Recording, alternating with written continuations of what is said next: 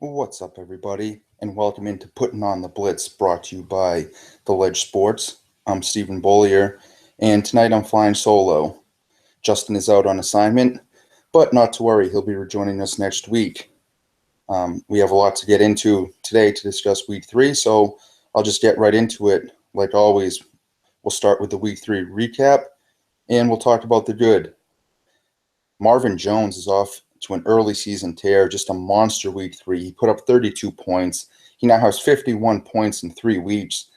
Matthew Stafford and Detroit Lions fans are saying, Calvin who at this point? We had Shady McCoy. He had his best fantasy week since 2013. He ended up finishing with 23 points on the day. Zach Miller, he was solid. He put up 19 points in Sunday Night Football.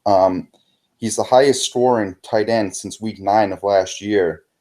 He's definitely someone you're going to want to keep your eye on. We had Carlos Hyde, sort of surprising that he just went off in the fourth quarter. He was only started in 37% of leagues, and these numbers, of course, are based just on ESPN leagues. That's what we play on the Ledge Sports. So any of these numbers will always be based on ESPN leagues. Carlos Hyde, though, he was only started in 37% of leagues due to that matchup that he had with the Seahawks, and he finished the day with 24 fantasy points. And what was surprising about that was he got the bulk of those points in the fourth quarter. We have a defense to talk about this week, too. The Chiefs' defense, 8 turnovers, just absolutely ridiculous. 6 of those came on interceptions. That 8 turnovers is the most since 2012, and they ended up amassing 32 fantasy points on the day. We have DeMarco Murray. He had another nice game. He put up 21 points on Sunday, and sort of surprisingly, he now has 51 points on the season. Terrell Pryor, he saw some snaps at QB, but he was also targeted a whopping 14 times. He caught 8 of those passes for 144 yards and finished with 23 fantasy points on the day. One of the most surprising stories from Sunday was probably Trevor Siemian putting up a whopping 28 points. And what was surprising about that really was that I don't think anybody saw him putting up those type of numbers in his third start. And now, of course, we got to get to the bad, the week 3 bad. And a lot of it is going to be based on quarterbacks. There was a lot of bad play from quarterbacks in week 3. The most disappointing probably was Big Ben. A really disappointing week 3 for him. He finished with only 6 points. Very surprising, very disappointing. Carson Palmer had a surprising off day against the Bills. I think that was the game everybody thought Arizona was going to roll in. He ends up throwing 4 picks. And then we have Marcus Mariota. Really all we can say about that was he had a disappointing day. He was playing an Oakland defense that quarterbacks were just feasting against. They were having field days on. Some played Mariota based on the matchup alone. Luckily, he wasn't largely started, so hopefully his poor start didn't affect too many people. And then, obviously, we have to talk about Ryan Fitzpatrick. He threw 6 interceptions. But luckily, again, he wasn't going to be largely owned in leagues. He finished the day with -3 points, which is just laugh out loud funny, just an all-around terrible performance. If you want to go back and watch all 6 of his interceptions, head over to the Ledge Sports. You can see all 6 of them right there. A couple of running backs who were disappointing in week 3 was C.J. Anderson. He got the touches, but he just couldn't get going. He finished with 15 carries, but only 3 fantasy points, and he disappointed a lot of owners. He was started in 98% of the leagues, so just a lot of disappointment there from CJ. And then D'Angelo Williams, again, he was someone who started 98% of ESPN leagues, and he only managed 4 points. So him and Big Ben had disappointing days. Luckily for Antonio Brown owners, he was his solid self, but 2 Steelers with poor performances in week 3 that let fantasy owners down. Now we're going to be heading into week 4, so it's important that from now on we have bye weeks to discuss. Up first for a bye week in week 4 are Green Bay and Philly. We're going to ease into the bye weeks with only 2 teams. So if you have Aaron Rodgers, if you've been playing Carson Wentz, You're going to want to make sure that you go out and you grab another quarterback, or you insert the backup quarterback that you already have into your lineup. So let's take a look at some waiver wire options. Because we have Aaron Rodgers and Carson Wentz, who has been a nice surprise so far, I want to talk about some quarterbacks that are available on the waiver wire right now. Joe Flacco, he's out there on the wire in most leagues. He's got a nice matchup against the Raiders, and he throws the ball a ton. He's throwing the ball like 40 times a game, and he's only owned in 24% of the leagues. So if you got a Rodgers, or if you've been playing Wentz and you need a quarterback, you might want to think about going out and grabbing Joe Flacco this week. Like I said, he's largely available. Over 75% of the leagues he's available in right now. So if you're interested in playing that matchup versus the Raiders, I think that he should feast against them. Like I said, he throws the ball a ton, so he could be a nice waiver wire pickup if you got someone like Rodgers or Wentz on the bye. Of course, we've been talking about him all year. It's Dak Prescott, but surprisingly, he's still only owned in 42% of the leagues.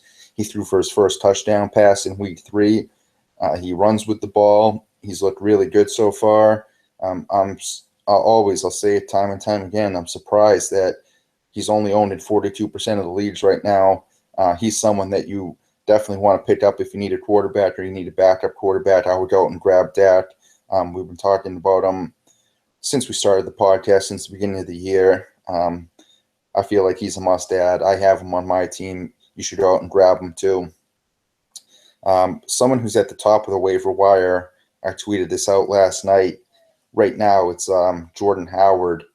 We found out that Langford's going to be sidelined for 4 to 6 weeks. And Howard, he's a rookie, but he proved that he was a workhorse during his time in Indiana. And he's someone right now that he's only owned in 16% of the leagues. So I assume that number's going to skyrocket, on Wednesday when the waiver wire becomes available. Because, like I mentioned, he's a workhorse. He's someone who can handle the load. And I expect that with a shaky quarterback situation there in Chicago, he's going to get his touches. Obviously, I don't like Chicago as a team. You might want to be tempted to stay away from that Chicago offense, but I just figured that the amount of touches he's going to get is going to be worth it. Another guy you might want to look at on the waiver wire is Dwayne Washington. Just an interesting ad, something to look at, because he's got a good matchup against the Bears, and you can get him cheaply if you're playing in a league that has an auction waiver wire set up. Have him cheaply because he had a really, really just pedestrian performance against a stout Green Bay run defense. Not surprising. I mean, Green Bay's run defense has been spectacular throughout the first 3 weeks, so not really surprising that he had a down week, but I think Dwayne Washington isn't really somebody who is on the radar right now, and he's owned in 20% of leagues right now. So he's a guy that's out there, obviously not a top priority waiver wire guy, but just somebody to think about. If you want to play matchups, if you got somebody who's on a bye this week and you're interested in playing the matchups, just take a look at Dwayne Washington in that matchup against the Bears. Probably only for week 4 right now, but just wanted to throw that out there that he's just an interesting ad. And of course, the guy we talked about last week, Quincy Enunwa, he's just going to see plenty of targets in that Jets offense. He gets in there in those 3 wide receiver sets. He's going to get the opportunity. He only had 4 receptions against the Chiefs. We already mentioned Ryan Fitzpatrick's terrible day. The team had 8 turnovers, which was ridiculous. However, he was targeted 11 times in that game. So like I said, he's going to get the targets. And really, I think that if he's out there in your league, I think that you should grab him, because right now he's only owned in 42% of ESPN leagues. Just love him for the amount of targets that he gets. So moving right along now, as we always do, we got some boom or bust candidates to discuss. And up first, Terrell Pryor. I'm going to go ahead right now and say that he's booming. We actually got some questions about him this week during our live chat discussion on the Ledge Sports. If you don't know, we do that every Sunday morning about an hour and a half before kickoff. Some people were asking if they should play Pryor in week 3. It was a mistake. I'll admit it. I told people not to. I said that they shouldn't touch anybody in that Cleveland offense, but I was wrong about him. I mean, the kid he can play football, and he's getting those snaps at quarterback. He's getting targeted a high number of times. And, I mean, like I said, he's athletic. He can play the game of football. I think that he's booming. He's a bright spot right now in that Browns offense. If he's out there, I would definitely consider picking him up on the waiver wire too. Right now, I'm going to say Terrell Pryor is booming.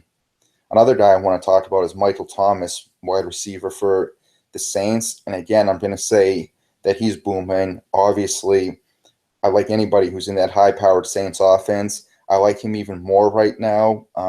Not really sure what the situation is with Willie Snead. We heard that might be a turf toe situation. If it's turf toe, we all know that's very dangerous. That's not something you come back from easily. So just check the status of Willie Snead, because if he's going to be down for a while, Michael Thomas also is a waiver wire must-add, but I think he's going to boom.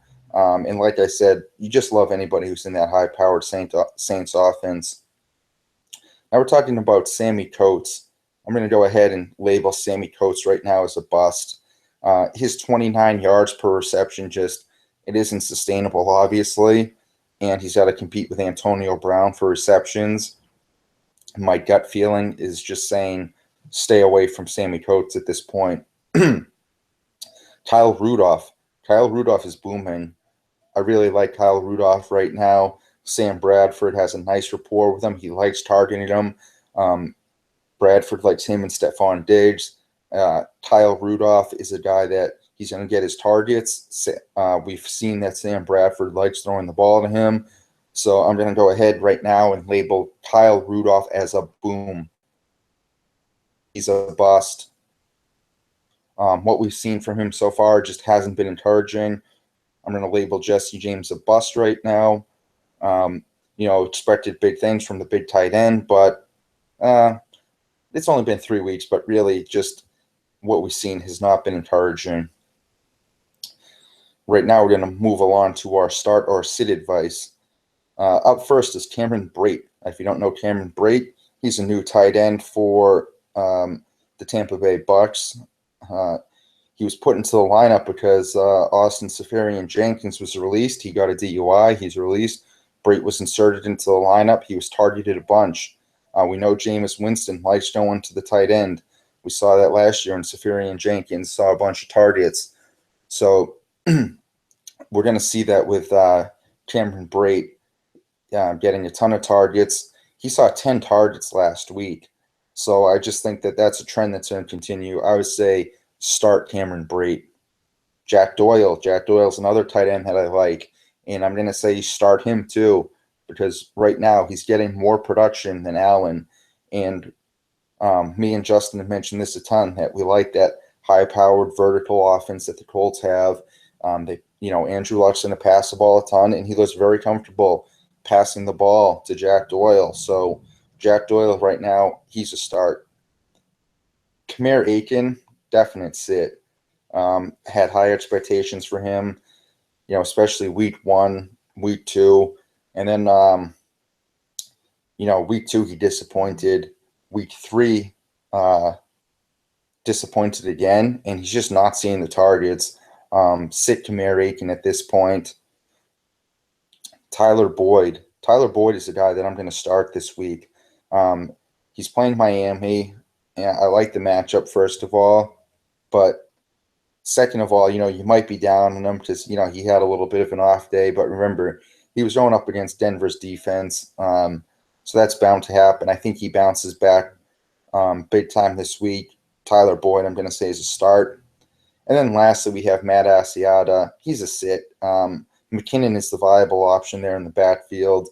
Asiata might come in. He might snake a touchdown on the goal line or something from McKinnon, but it's obvious that McKinnon is going to get more of the carries. So I would just say start Matt Asiata at this point. Another thing I wanted to talk about before we get to the worst play of the week is talking about playing matchups, because we did get quite a bit of questions on Sunday about this. guys asking if they should play stud players because of a matchup. And I would say if you have a stud player like AJ Green, for example, you're always going to want to start him. Um, he was playing Denver last week, and we got some questions: should you start AJ Green?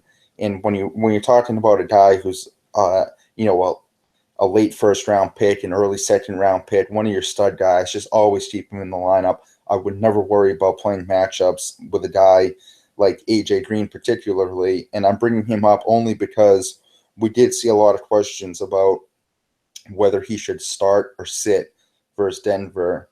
And of course, the play was to start him. And just guys like that in general, your stud guys, you're always going to want to play. Don't try to outthink yourself. Go with your gut. But really, when you have a stud player like that, just start them every single week. Um, you know, don't overthink it too much. Don't try to get cute. Sit them versus a matchup. If you got a solid guy, you just got to roll them out there every week because um, more often than not, they're going to pay dividends. Right now, I'd like to get to the worst play of the week. For me this week, it was Macklin. I keep waiting for Macklin to have that breakout game like he did last year. He started off slow last year, then he broke out. I thought this year he would stay hot, but he really hasn't done that yet. I was just hoping, really, that week 3 would be the week that he did come break out against the Jets. He didn't. He disappointed me. He finished the day with 4 receptions for 35 yards and a measly 3 points. So that was my worst start of the week. I'm going to put him back on the bench this week probably. Who knows what he's going to do. This will probably be the week that he goes off, and I might be talking about him again as my worst play of the week if I end up sitting him on the bench. But right now, like we always in the show, I want to talk about the DFS minute. These are some guys that just, I quickly look through the salaries when they get released. What I always like to talk about the value. I always like to find the value guys when we're talking about DFS. The salaries we talk about are always based on DraftKings. It's obvious, it's really obvious. You don't need me to say start a guy like Drew Brees or Aaron Rodgers. I mean, that's obvious. What I'm doing is I'm looking for the value guys, guys who have good value and good matchup. So just going forward, that's something to remember in the DFS minute. I like to look at the value plays, guys that will get you 3 times their value on DraftKings, guys that might be good play in GPP games. But I mentioned him before for a waiver wire pickup, and I like him again in DraftKings. It's Joe Flacco. He's $5,900 this week. He's going up against the Raiders defense that ranks 30th against the quarterback position. Like I mentioned before, Joe Flacco, he just throws the ball a ton. Like I said, I think he's right around 40 attempts per game right now. So he's going to go out there, sling the ball around. And I just think that he's a guy that could have a big game against the Raiders defense. And at only $5,900, that's a great price. Another guy I love, another QB, is Trevor Siemian this week. He's at $5,400, only $400 above the minimum for quarterbacks. And he's going up against a 27th ranked Tampa Bay defense that's ranked 27th against the quarterback position. Like I said, he's only $400 above the minimum. He's coming off a huge game. He's somebody that will provide tremendous value at that price. Was shocked to see him priced so low after the game he came off. He's somebody that you're going to want to start.